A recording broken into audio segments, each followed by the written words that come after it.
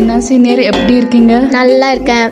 ஆளே பார்க்க முடியுதுல காலேஜில். ப்ராஜெக்ட் ஒர்க்கு கிளாஸில் இருக்குதுல, நான் லேபில் தான் இருக்குது. நான் அப்புறம் என்ன ஃபைனல் இயர் ஜாலியாக தான் இருப்பீங்க? ஃபைனல் இயர் ஜாலியா? இதாம்மா உனக்கு யார் சொல்லுது ஃபைனல் இயர் ஜாலின்னு? காலேஜை விட்டு போறீங்க அப்படின்னு நீ நினைக்கிற.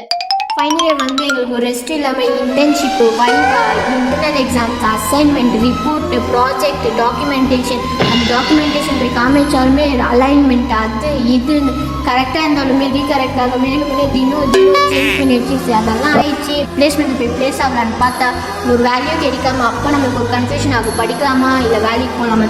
வேலைக்கு போய் பார்த்தாலும் ஒரு ஸ்கில் இல்லாமல் ஒரு வேல்யூ கிடைக்காம அப்போ நம்ம ஒரு டபுள் டிகிரி பண்ணலாமா இல்லை வந்து கோர்ஸ் பண்ணலாமான்னு நினைக்கும் போது அப்போ ஒரு கன்ஃபியூஷன் ஆகும்.